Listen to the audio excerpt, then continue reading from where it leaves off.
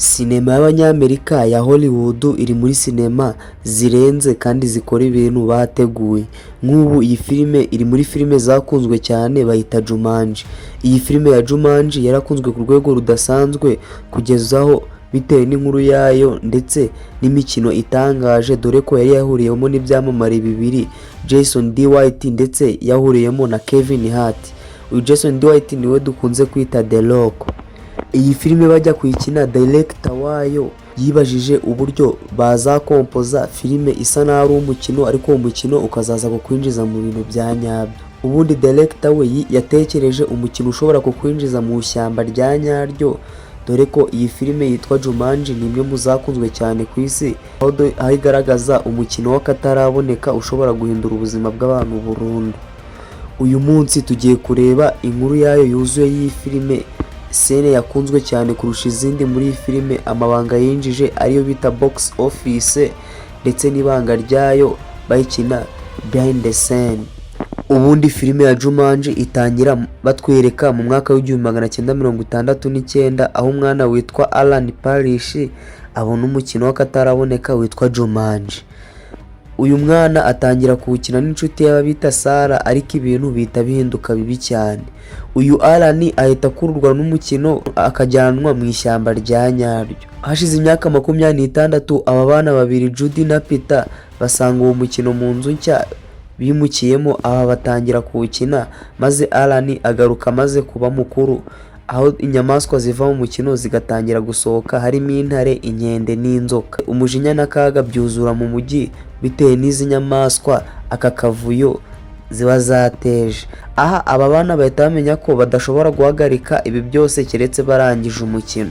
Aha bajya gushaka Sarah wari warawutangiye mbere, maze bose uko ari bane bakomeza gukina, ariko uko batera dice hejuru ibimera bikomeye birasohoka, umwuzure ukaza, umuhigi wica babita Van Pelt arabakurikirana. Ku musozo barangiza umukino, ariko ibintu byose bisubira mu mukino, dore ko Alan asubira mu gihe cya kera mu 1969, ariko noneho azi ibizaba byose bigatuma ahindura ubuzima bwe.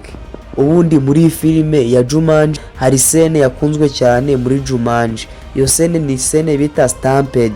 Iyi ni ya scene ya inyamaswa zinyura mu mujyi. Iyi ni scene yaho inyamaswa nyinshi harimo nk'inzovu, imbogo n'izindi zisohoka mu mukino, aha zisahura umujyi zinyura mu mihanda, imodoka zirasenyuka, abantu bahunga, dore ko Kevin nawe ubwo aba yagize ubwoba ziri kumwirukaho.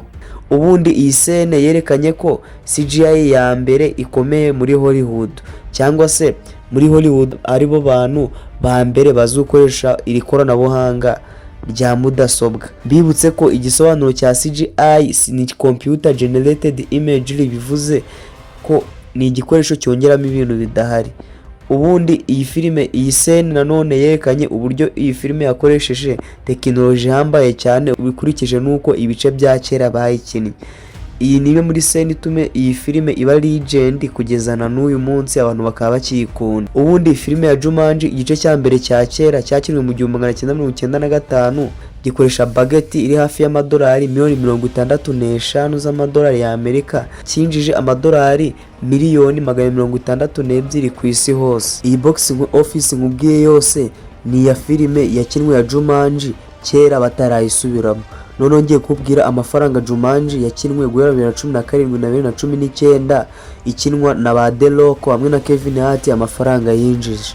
Filime ya Jumanji yakinwe mu 2017 yinjije amadolari $962,000.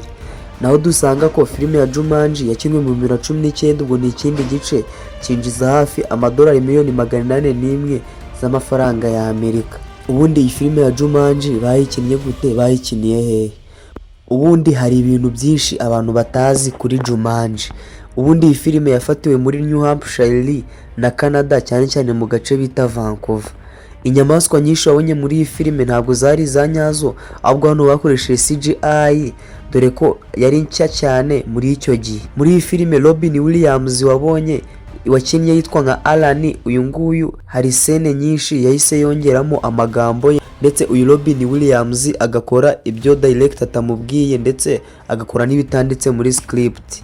Ubundi umukino wa Jumanji wakozwe nka prompt nyayo ariko wakoreshwaga kuri seti, ariko uyu mukino wakoresheje kuri seti ntabwo ari CGI gusa bakoresheje, uyu mukino banakoresheje kuri seti bimwe mu bintu bya nyabyo. Ari amajwi uba wumva muri iyi filime, cyane cyane ijwi ry'ingoma uba wumva, iri jwi riba ryarakozwe kugira ngo ritere ubwoba, ndetse iri jwi naryo ryatumaga abantu bahinduka mbere y'uko akaga kaza. Iyi Jumanji si filime isanzwe, iyi ni inkuru igaragaza guhangana n'ubwoba, kudacika intege ndetse n'ingaruka zo gufata ibyemezo. Ubundi kuri iyi filime ya Jumanji hari amakuru menshi adasanzwe cyane ku bakinnyi ba Jumanji abantu benshi batazi, cyane cyane nyuma ya kamera, dore ko ay'ingenzi ari nk'aya ngaya.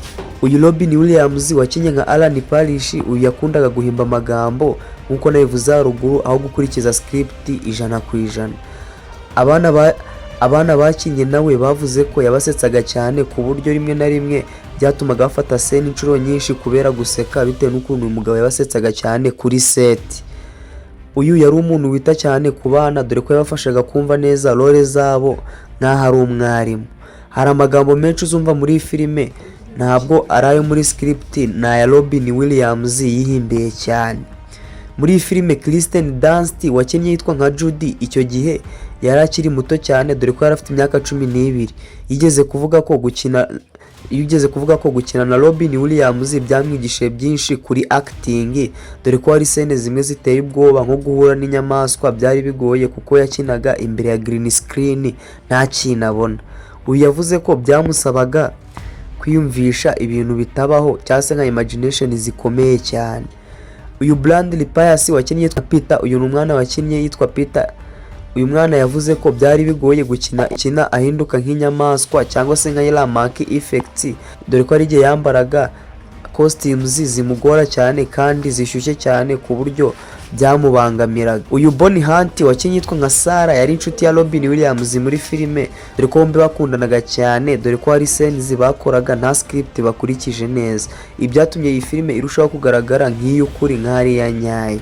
Muri iyi filime ibimera bimwe na bimwe byari ibya nyabyo, ntabwo bakoresheje CGI, dore ko ibi byafashaga abakinnyi kumva ko bari mu ishyamba risa nk'ari ari irya nyaryo. Nizere ko wadukande subscribe. Igitekerezo kuri filime twaza gukorera ni ingenzi cyane.